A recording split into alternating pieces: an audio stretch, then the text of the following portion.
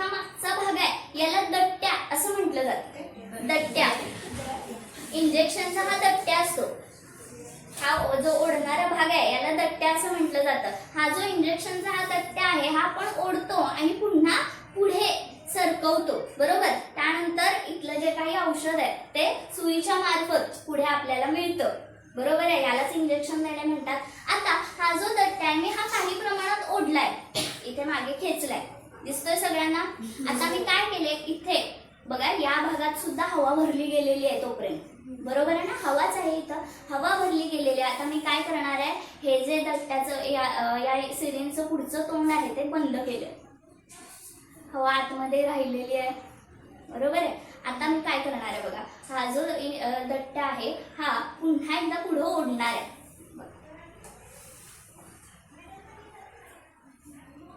काय झालं रे, आतमध्ये गेला की नाही आपोआप. बघा पुन्हा एकदा ओढते.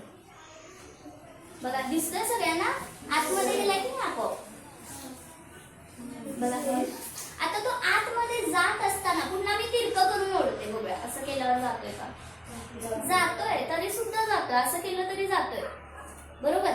आता उलट उलट करून बघूया, असं तरी सुद्धा जातोय की नाही. म्हणजे मी कुठल्याही बाजूला करू दे तो आतमध्ये जातोय. बरोबर आहे. असं का होतंय, मी कुठल्याही दिशेने जरी दट्टा जो आहे तो मागे ओढला तरी तो पुन्हा पुढे जातोय. याचा अर्थ याच्या आतमध्ये हवा आहे, आजूबाजूला हवा आहे, आहे की नाही, आहे ना. आजूबाजूला पण हवा आहे. जर मी या बाजूने ओढलं तरी इकडून येणारी हवा ती तितकंच त्याला आत ढकलते. मी या बाजूने याला ओढलं, बघा जर मी या बाजूने पुन्हा याला ओढलं तर ही येणारी हवा पुन्हा त्याला तितकंच आत ढकलते. मी कुठल्याही दिशेनं केलं तरी हा जो दट्टा आहे तो पुन्हा पुढे जातोय. याचा अर्थ इथून जो मिळणारा हवेचा दाब आहे त्यामुळेच ती पुढे जाते ना. हवेचा दाब येते का, मी ढकला लागले याला जबरदस्ती नाही, तर आपोआप आत चाललेला.